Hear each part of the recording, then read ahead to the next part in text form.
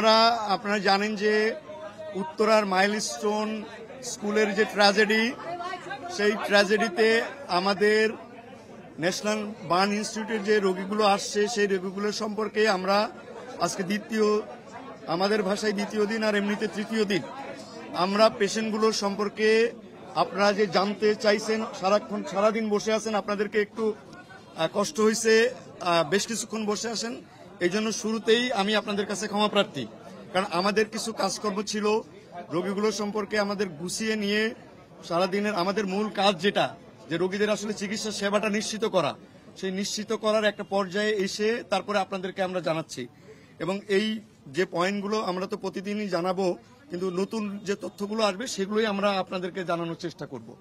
তো আজকে আমরা বসছিলাম গতকালকের মতোই, আমরা সহ বিভিন্ন ডিসিপ্লিনের সিনিয়র যারা টিচার ছিলেন প্লাস্টিক সার্জারির এবং অন্যান্য ডিসিপ্লিন। আপনারা জানেন যে বার্নের পেশেন্টের জন্য মাল্টি ডিসিপ্লিনারি অ্যাপ্রোচ লাগে, সেই মাল্টি ডিসিপ্লিনারি বোর্ড গতকাল ছিলেন, আজকেও ছিলেন, তারা সহ আমরা বসছিলাম আজকে। এবং আমাদের সঙ্গে একজন সিঙ্গাপুরের একজন কনসালটেন্টও ছিলেন। আমরা সবাই মিলে ইন অ্যানিমাস ডিসিশন নিয়ে আমরা পেশেন্টগুলোকে আজকে আবার নতুন করে ক্যাটাগরাইজ করেছি।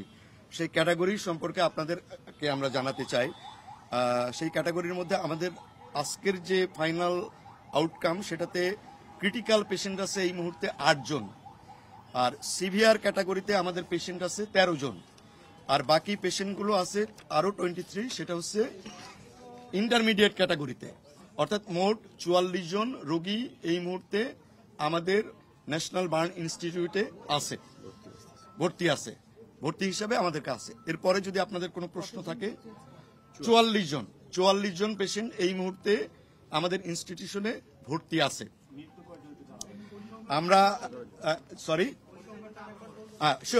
আমাদের ক্রিটিক্যাল ক্যাটাগরিতে মোট আছে 8 জন, আমাদের সিভিয়ার ক্যাটাগরিতে আছে 13 জন এবং ইন্টারমিডিয়েট ক্যাটাগরিতে আছে 23 জন।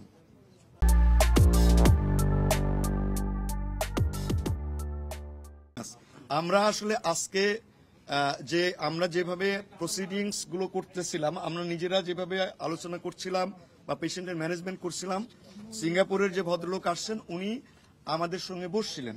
অ্যাকচুয়ালি উনি সরাসরি কোনো চিকিৎসা পদ্ধতি বা রোগীদের সঙ্গে উনি কোনো কথা বলেননি। আমরা যে রোগীগুলো নিয়ে যে আলোচনাটা আমরা করেছি, আমাদের সাথে উনিও কিছু মতামত দিয়েছেন। এই মতামতের ভিত্তিতে আমরা ক্যাটাগরি এবং ম্যানেজমেন্ট প্রোটোকলটা আবার ঠিক করেছি। আপনারা জানেন যে এর আগেও আমরা বলেছি যে বার্নের ম্যানেজমেন্ট একটা ডাইনামিক প্রসেস। এই ডাইনামিক প্রসেসে অর্থাৎ প্রতি ঘন্টায় কিন্তু এইটা চেঞ্জ হয়। তো আমরা আজকে যে ডিসিশন হলো যে আমরা প্রতি 12 ঘন্টা অন্তর এইগুলো নিয়ে আবার সিনিয়ররা সবাই বসবো, কিন্তু এই যে ডিসিশনগুলো আমরা দিব সেই ডিসিশন অনুযায়ী প্রতি ঘন্টায় আমাদের টিমগুলো তার ম্যানেজমেন্ট দিতে থাকবে। অ্যাকচুয়ালি বার্নের শিশুরা ডেফিনেটলি আমরা যেটা বলে থাকি এক্সট্রিম অফ এজ যারা শিশু এবং বৃদ্ধ যারা থাকে তাদের ডেফিনেটলি তারা ভালনারেবল থাকে। ওই পয়েন্টগুলো আমাদের আগের মতো, আমাদের তো এর আগেও শিশুদের ডেফিনেটলি রেগুলার বেসিসে আমরা চিকিৎসা করে থাকি। ওই পয়েন্টগুলো মনে রেখেই তাদের জন্য যেটা প্রযোজ্য সেইভাবে আমরা ম্যানেজমেন্ট প্রোটোকল ঠিক করেছি। আসলে ভালনারেবিলিটি শুধু শিশু বা বয়স্কর জন্য না, অন্যান্য যে পয়েন্টগুলো অর্থাৎ বার্নের পার্সেন্টেজ কেমন, বার্নের থিকনেস কেমন, সাথে ইনহেলেশন ইনজুরি কেমন, এইগুলোর উপরে বেস করেই আমরা বার্নের এই সিভিয়ারিটিটা আসলে নির্ধারণ করে থাকি। একজন করে প্রশ্ন করলে আমাদের জন্য আচ্ছা, আমরা বলেছি যে আমাদের ক্রিটিক্যাল পেশেন্ট হচ্ছে 8 জন, আর সিভিয়ার পেশেন্ট 13 জন, আর ইন্টারমিডিয়েট গ্রুপে 23।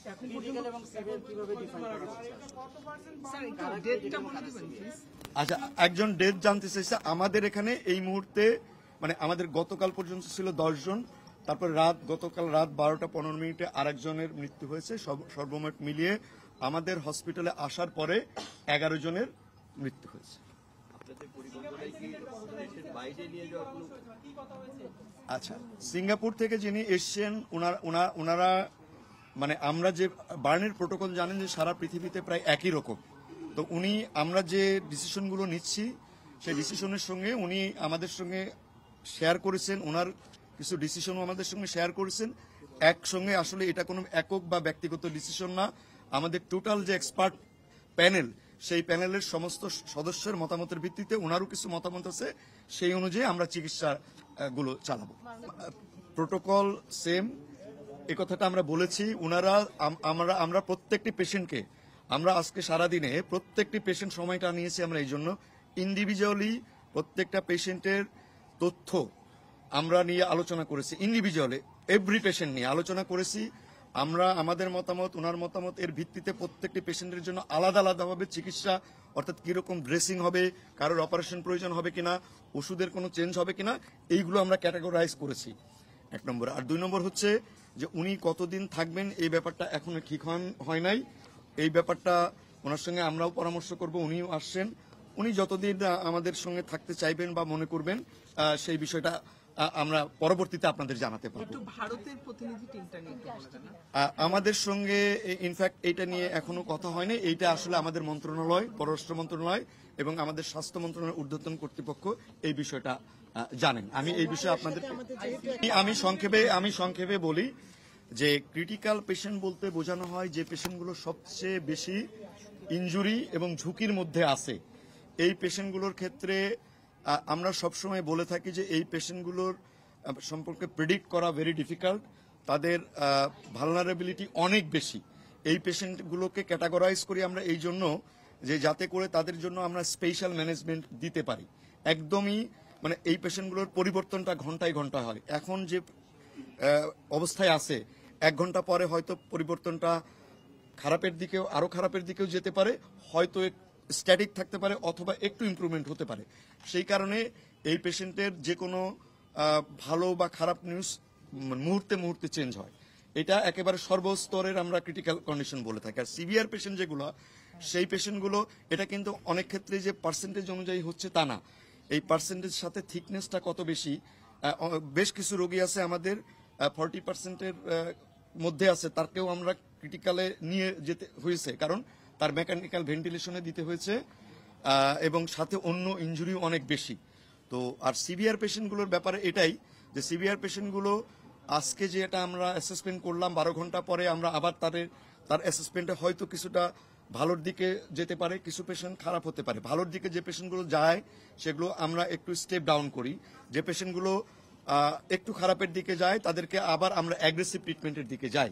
সেই কারণে এই ক্যাটাগরিটা করা। আর ইন্টারমিডিয়েট গ্রুপ যেটা, সেই গ্রুপটা আমরা আশা করছি যে সেই গ্রুপের পেশেন্টগুলো হয়তো দ্রুতই ভালোর দিকে যাবে, কিন্তু এদের মধ্যেও যদি কোনো একটা ইনফেকশন হয়ে যায়, সেপসিস হয়ে যায়, তখন কিন্তু সেটা আবার সিভিয়ার ক্যাটাগরিতে চলে যাবে। অর্থাৎ এই যে ক্রিটিক্যাল, সিভিয়ার এবং ইন্টারমিডিয়েট গ্রুপ, এটা একটা ডাইনামিক প্রসেস, প্রতিদিন এটা কিন্তু চেঞ্জ হতে পারে। আজকে যেমন 8টা ক্রিটিক্যালের কথা আমরা বললাম, সেটা আগামীকাল 9টাও হতে পারে, 10টাও হতে পারে। সিভিয়ার থেকে ওখানে চলে যেতে পারে, অথবা ক্রিটিক্যাল থেকে একজন হয়তো সিভিয়ার ক্যাটাগরিতে আসতে পারে। আমাদের এখানে শিশুই বেশি না, মানে এর 8 জনের বাইরেও আইসিইউতে আছে। অ্যাকচুয়ালি আরো আমি বলি, আইসিইউ, এইচডিইউ এটাও কিন্তু কোনো স্থায়ী ব্যাপার না।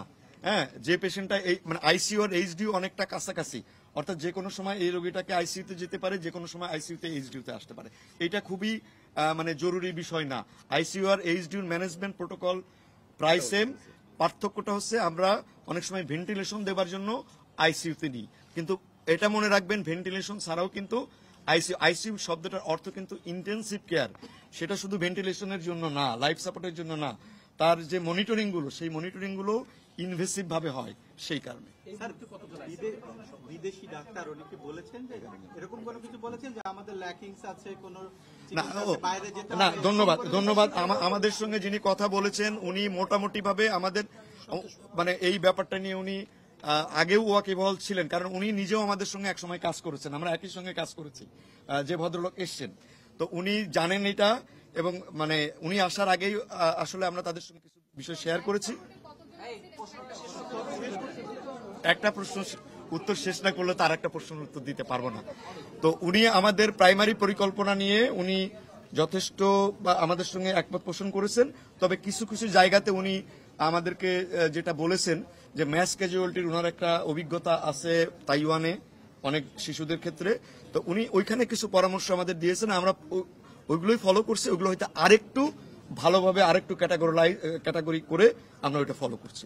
আসলে খুব বেশি পার্থক্য এর কথা উনি বলেননি, তবে কিছু জিনিস গোছানো ভাবে আরো একটু প্রক্রিয়াগতভাবে আমরা 12 ঘন্টা জায়গায় 6 ঘন্টা করব কি 7 ঘন্টা করব, এরকম কিছু চেঞ্জেস আছে।